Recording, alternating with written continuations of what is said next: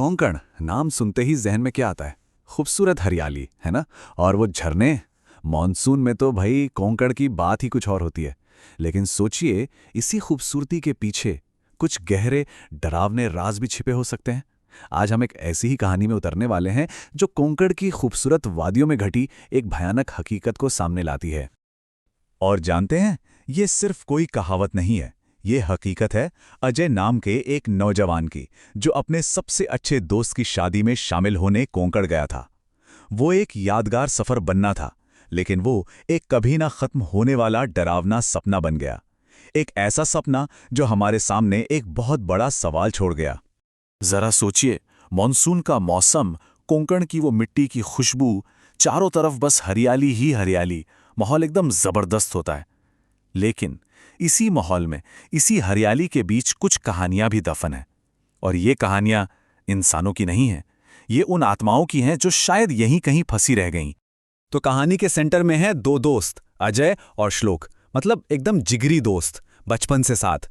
उन्होंने तो एक वादा भी किया था एक दूसरे से कि भाई जब भी शादी करेंगे ना, साथ में करेंगे। और कोई ऐसी वैसी शादी नहीं, प्रॉपर डेस्टिनेशन वेडिंग। लेकिन होता है ना, वक्त के साथ साथ प्राथमिकताएं बदल जाती हैं। श्लोक ने फैसला किया कि वो पहले शादी करेगा, और वो भी कोंकण में। अजय को ये बात चुभ गई। उसे लगा जैसे उसकी दोस्ती को पीछे छोड़ दिया गया है। श्लोक का ध्यान अब उसकी होने वाली पत्नी पर था, और अजय को लगने लगा कि वो अपने दोस्त की जिंदगी में अब उतना खास नहीं रहा। और बस यहीं से दोनों के बीच एक दूरी सी आ गई। पर दोस्ती इतनी भी कच्ची नहीं थी। जब श्लोक ने बुलाया तो अजय ने सारी नाराजगी एक तरफ रखी और फैसला किया कि वो शादी से कुछ दिन पहले ही कोंकण जाएगा। शायद उसे लगा कि अरे, साथ में थोड़ा वक्त बिताएंगे तो सब पहले जैसा हो जाएगा। आखिर वो उसका सबसे अच्छा दोस्त था। और बस यहीं से कहानी उस मोड़ पर पहुंचती है जहां से वापसी का कोई रास्ता नहीं था। अजय जब शादी वाले घर पहुंचा तो देखा कि भाई, घर तो मेहमानों से खचाखच भरा हुआ है। हर तरफ शोर शराबा, चहल पहल। उसे लगा था कि उसके लिए कोई अलग कमरा होगा, लेकिन ऐसा कुछ नहीं था। एक रात तो उसने जैसे तैसे काट ली। लेकिन अजय को यह सब बिल्कुल पसंद नहीं आ रहा था। उसने अपने दोस्त श्लोक से साफ साफ कह दिया, देख भाई, या तो मुझे एक अलग कमरा दे, या मैं वापस जा रहा हूं। मैं फिर सीधा शादी के दिन ही आऊंगा।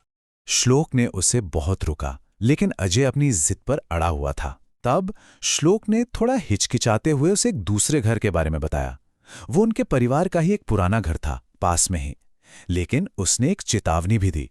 उसने कहा कि वो घर अशुभ है, शापित मानते हैं लोग उसे। और सबसे जरूरी बात, अंदर जाने से पहले दरवाजे की घंटी जरूर बजा लेना। तो अजय अपना सामान लेकर उस घर पहुंच गया। सामने एक पुराना टूटा फूटा सा घर था। देखकर ही लग रहा था कि सालों से बंद पड़ा है। घर के पास ही एक कुआं था, जिसे ऊपर से ढककर जंजीरों से ताला लगाया हुआ था। और सबसे अजीब, सोचिए, कोंकण के मॉनसून में जहां हर तरफ हरियाली होती है, ठीक उस कुएं के बगल में एक पेड़ था जो पूरी तरह से सूखा हुआ था। एक भी पत्ता नहीं था उस पर। यह सब मिलकर एक बहुत ही डरावनी तस्वीर बना रहा था। तभी जोर की बारिश शुरू हो गई। अब बारिश से बचने के लिए अजय भागा और उसने दरवाजे में चाबी लगाई। उसे श्लोक की बात याद तो आई, घंटी जरूर बजा लेना। पर उसने सोचा, अरे छोड़ो क्यों, और बारिश से बचने की जल्दी में उसने दरवाजा खोला और सीधा अंदर। ये उसकी जिंदगी की सबसे बड़ी गलती साबित होने वाली थी। जैसे ही अजय ने उस घर में कदम रखा, उसे एक अजीब सी फीलिंग आई। कुछ तो गड़बड़ थी। घर के अंदर सब कुछ पुराना, धूल से ढका हुआ।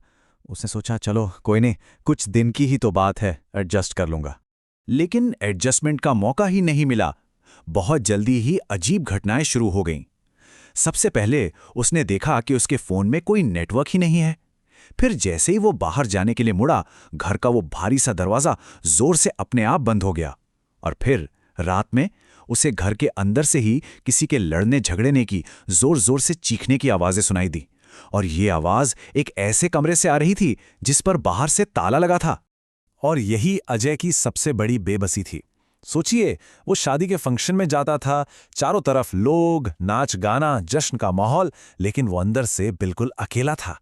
वो किसी को बताना चाहता था कि उसके साथ क्या हो रहा है, पर कोई उसकी बात सुनने को तैयार नहीं था। वो भीड़ में होकर भी एकदम तन्हा था, अपने उस डर के साथ। देर रात जब अजय वापस उस घर में लौटा तो उसका डर अब हकीकत में बदलने वाला था। उसने फैसला किया कि बस, बहुत हुआ, आज वो इस रहस्य का पता लगाकर ही रहेगा। उस बंद कमरे से फिर से वही चीखने चिल्लाने की आवाजें, लेकिन इस बार अजय डरा नहीं। वो सीधा घर के बाहर गया, उस कमरे की खिड़की ढूंढी और उसे जबरदस्ती खोल दिया। अंदर घना अंधेरा था। तभी आसमान में बिजली चमकी और उस एक पल की रोशनी में अजय ने जो देखा उसके तो होश ही उड़ गए। कमरे के अंदर एक आदमी खड़ा था और उसके हाथ में एक खंजर था। वो आदमी उस खंजर को बार बार अपने ही सीने में घोंप रहा था। अजय डर के मारे पीछे हटा और ठीक उसी पल उसकी और उस आदमी की आंखें मिली। वो आदमी चीखा, मुझे यहां से बाहर निकालो, मुझे देखना है वो जिंदा है या नहीं। अजय अपने जान बचाने के लिए बेतहाशा भागा। जैसे ही वो घर से बाहर निकला, उसे पास के कुएं से जोर से छपाक की आवाज आई। उसने डरते डरते जाकर देखा तो कुएं के अंदर एक औरत की लाश तैर रही थी। उसकी पीठ पर खंजर के गहरे निशान थे। और फिर उस लाश ने अपनी आंखें खोली और चिल्लाई, मत खोलना वो दरवाजा, वरना वो फिर आकर मुझे मार देगा। अजय वहां से भागकर पास की एक दुकान पर पहुंचा और वहां एक बुजुर्ग को कांपते हुए सब कुछ बताया। तब उस दुकानदार ने उसे उस घर की असली दुख भरी कहानी बताई कि सालों पहले उस घर में एक पति पत्नी रहते थे। पति को अपनी पत्नी पर शक था। एक दिन उसने अपनी पत्नी को किसी और के साथ देख लिया और गुस्से में उसने खंजर से उसे मार डाला, लाश को कुएं में फेंक दिया और फिर उसी कमरे में उसने खुद की भी जान ले ली। और तब से उन दोनों की आत्माएं उसी घर में कैद हैं। रोज वही दर्द, वही मौत दोहराती हैं। अजय उस घर से तो किसी तरह बच निकला, लेकिन जो उसने देखा था वो उसके जहन में हमेशा के लिए कैद हो गया। उसने श्लोक को सब कुछ बताया, पर अब क्या, तब तक बहुत देर हो चुकी थी। उस रात का असर अजय पर शारीरिक नहीं बल्कि मानसिक हुआ, बहुत गहरा। वो हर अंधेरे से, हर आवाज से डरने लगा और वक्त के साथ उसका ये डर इतना बढ़ गया कि उसे साइकोलॉजिकल ट्रॉमा डायग्नोस हुआ। उस शापित घर का घाव उसके दिमाग पर हमेशा के लिए एक निशान छोड़ गया। ये कहानी हमें एक सवाल पे लाके छोड़ देती है। जब किसी आत्मा का घाव किसी इंसान के दिमाग पर एक परमानेंट निशान छोड़ जाता है तो क्या होता है?